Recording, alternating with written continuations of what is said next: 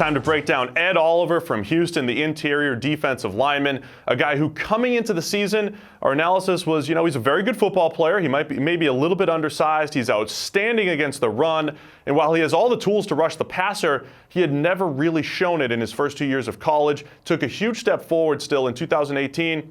But I think some question marks remain. But when we dive into the data, there are some things that make us say, okay, maybe Ed Oliver can do it at the next level. Maybe he was limited schematically at Houston. Let's take a look, starting with, from the PFF Draft Guide, Ed Oliver's player page. It's all part of your PFF Edge or Elite package. Be sure to get it today. You've got over 580 players with this type of breakdown. But Ed Oliver, let's take a look at his 3 years of grades at Houston. 88, 91.4, and then 93 overall. In his run defense grades, incredible. All in the 90s. He has been disruptive. He is unblockable at the college level. Then we come to the pass rush grades. High 60s as a freshman and as a sophomore. And he did take a jump up to 88.8 this last season. However, despite winning more often from a pass rush standpoint, we still have a pass rush productivity of only 5.7. That's only 18th in the draft class. Perhaps a little bit of a concern that he's not creating a high percentage of pressure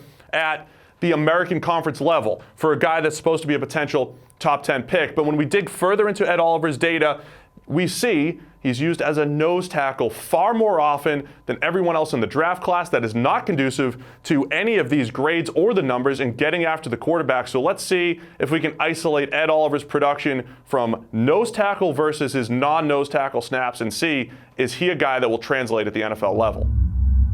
Okay, as we dig into the PFF data, we have all of the nose tackle snaps from everybody in the draft class that plays on the defensive interior over the last 3 years. And Ed Oliver, by far, with 548 total snaps, by far the most in the draft class. And when you look at some of the other players on the list, there's not a whole lot of big names. Jeffrey Simmons shows up there and Jerry Tillery. But the difference between Ed Oliver and everyone else, this is just rushing the passer and is a massive difference from Ed Oliver and everyone else. And he has a modest 74.1 pass rushing grade. So the important context here is how much more difficult is it to create pressure and to win blocks from the nose tackle position, because this is pure nose, head up on the center, where you're either going to pick a gap or rush head up on the center, but there's a lot of guard help there, so you're not going to see a ton of wins. So let's see where this 74.1 pass rush grade actually stacks up for Oliver on those 548 snaps against the rest of the class. So now we're taking those nose tackle snaps and let's sort it by PFF pass rush grade. Ed Oliver is going to come in at number 10, 74.1. We see the dark green. It's a solid number. But when we see the nose tackle pass rush grades, only 2 players above 80. We're going to compare that to pass rush grade on non-nose tackle snaps in a minute. But we're going to see all these numbers are a lot lower. And when we compare the fact that Ed Oliver's done it on 548 snaps, far greater than some of the other big names on this list, like Dexter Lawrence 139 times, like Greg Gaines, Jeffrey Simmons, Jerry Tillery, Christian Wilkins. They've all performed well in this situation, but it's a situation that is, to the detriment of pass rushers. So Ed Oliver is already put at a deficit, needing to rush as the zero tech nose tackle. But even when he's done that, a 74.1 grade, not bad, number 10 among his peers since 2016. So now let's take a look at the pass rush grade on these non-nose tackle snaps and see where Oliver stacks up there.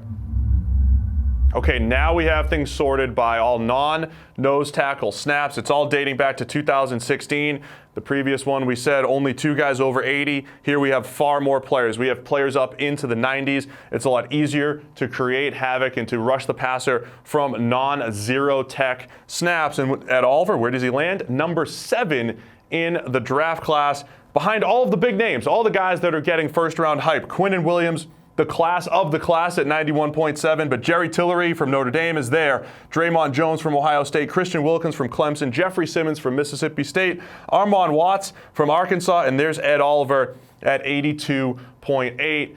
But here's the number that is key. Ed Oliver has only rushed the passer 504 times from non-zero technique positions, meaning he's actually had more zero technique pass rushes than non-zero technique pass rushes. Essentially, the scheme has absolutely limited him. If he was allowed to rush the passer in more situations that are conducive to adding up to his pass rush and his sacks, hits, and hurries, he'd be doing a lot better. So as we dive into the PFF grades, we're less concerned about Ed Oliver being, less productive than we expected as a freshman and as a sophomore. And the fact that he did take a big jump as a junior, very encouraging. And the fact that he's performed well in this type of situation, when he's allowed to get after the quarterback a little bit more, allowed to get away from double teams a little bit more often, and you put his name up against all of these other big names, makes us feel a little bit better about Ed Oliver's chances of rushing the passer at the next level. When you combine that with the fact that, yes, he weighed in at 287